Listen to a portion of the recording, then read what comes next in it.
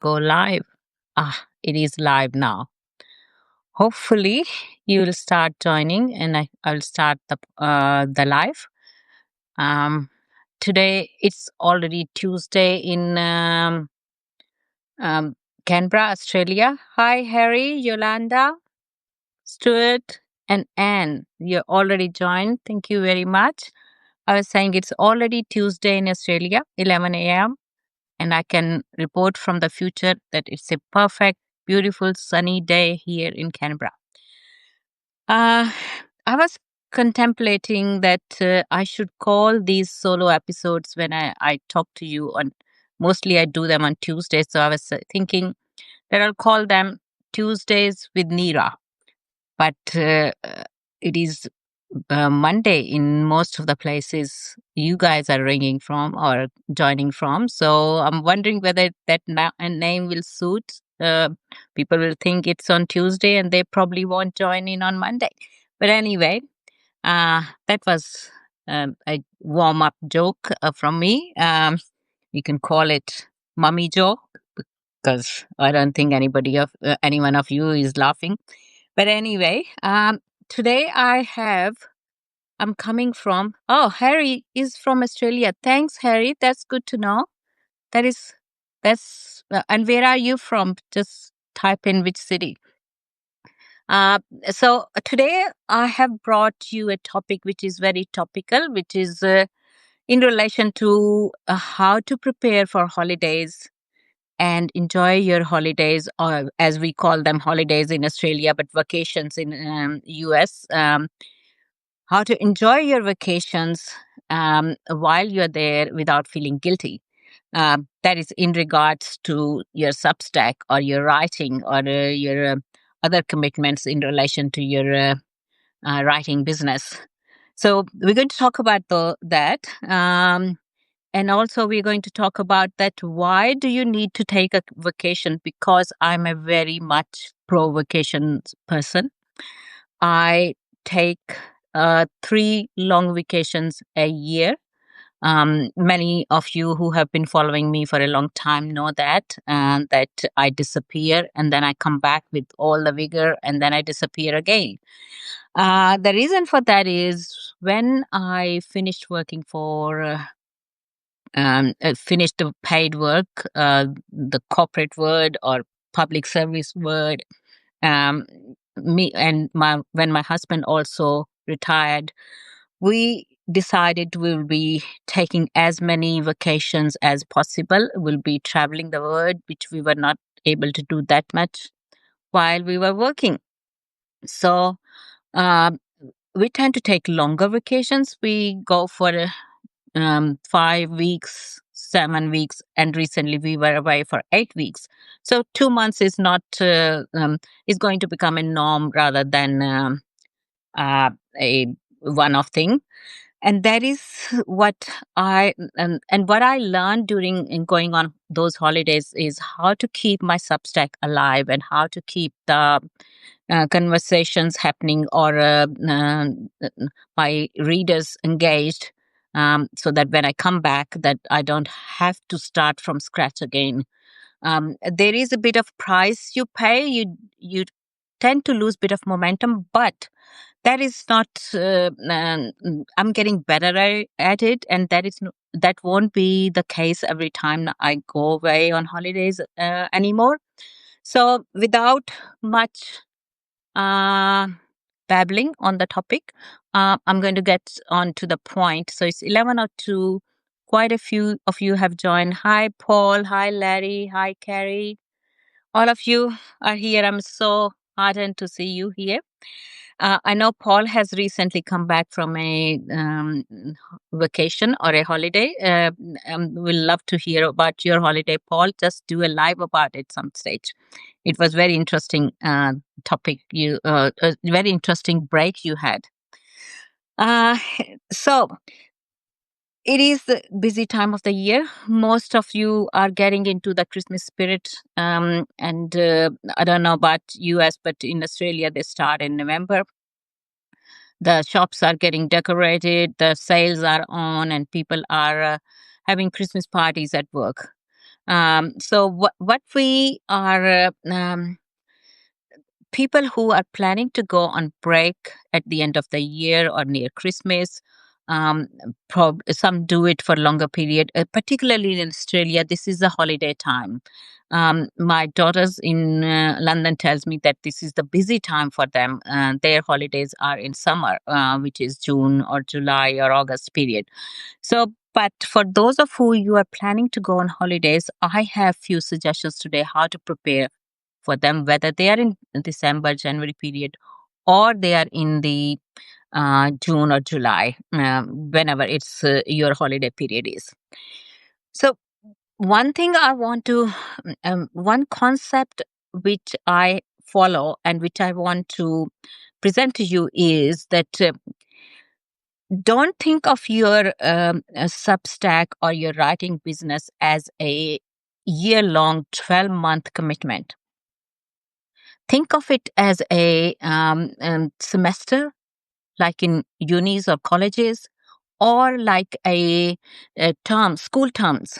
So instead of thinking that you have to be present here all 52 weeks of the year and publishing frantically and staying engaged, it is not humanly possible. But what is possible is to do it for a period of time and then take a break. And I'll tell you how to take breaks and what to do for those breaks. But first, consider it as a semester.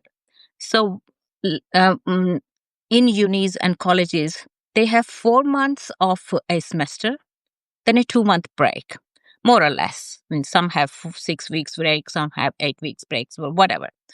And in schools, they tend to have three terms, or some schools have 4 terms, and then a 4 week break, or 3 week break, or 2 week break, depending upon whatever the curriculum is like. I tend to think of and I have started thinking of my Substack like that. So when I am here and when I'm not on vacation, I give my 100% to my business, my Substack, my people, my community. I am here. I'm presenting new content. I'm taking running cohorts. I'm running classes, workshops, and things like that, and skill sessions. But when I'm on vacation, I'm completely hands off away. Other than the few messages in notes and other places, I don't do any writing for my business. I might do my journaling and I might write stories and other stuff, but not for the business. And what it does, it gives me the necessary break from away from the business side of thing, from content writing side of the thing, and it rejuvenates me. It helps me come up with new ideas. I'm reading a lot because reading is easy when you are on holidays. Whenever you get a chance, you read that. So that um, uh, um, way of looking at my business in semesters or terms, and it is terms for me, 4 months at a time on business and 2 months break, and then 4 months and 2 months, and that sort of thing works really well for me. Now, I want to hear some comments from you guys in um, just yes or no. Is it helping you or not? This kind of concept, because that it depends upon person to person as well. That whether they are able to be away or not. I mean, some of you may not be taking holidays, but I would say even then, work on this semester system and then go from have time away and then coming back to your business or your writing or your content writing.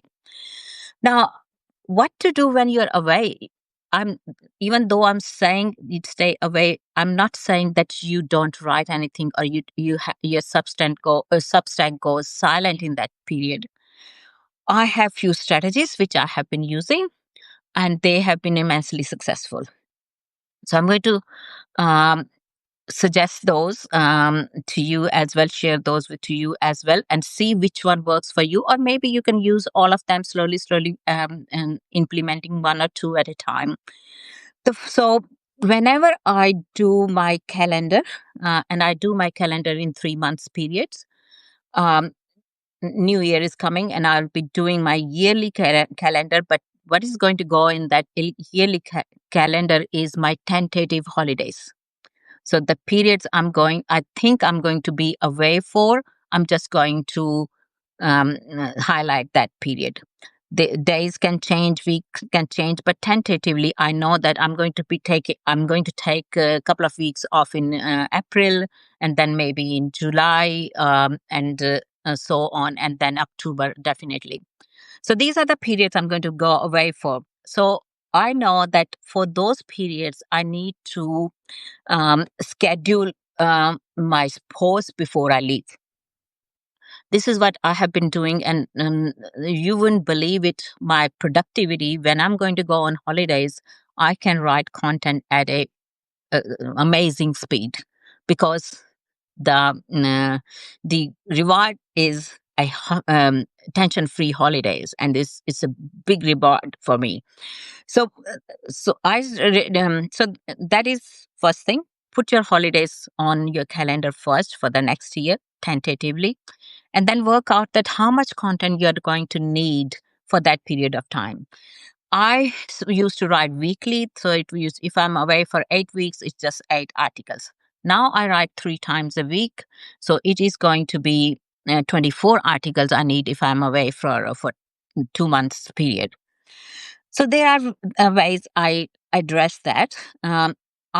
Some of the content I write new, but some of the content I actually, and I did it over one holiday, I cross posted other people's content. So things I liked reading during the year, or doesn't matter how backdated they are. If they are good, then it's good. They are good now. I keep a tab of those and I cross post them. If you don't know what cross posting is, just Google it and you will find out how to do it. It's just one click and you can do it. You can do it. Sorry, I got distracted by Paul's message. Sorry, Paul, I just started reading. So you can cross post it with just one click, and you just need to start collecting the one which you like and which are close to your own content and which you want to share with your audience. Um, so that is one thing, cross posting. Other thing you can do is you can decrease the frequency of your posting. So if you post like me, if you post 3 times a week, you can do it twice. If you do twice a week, you can do once. If you post only once a week, I would say write shorter post rather than full blown post.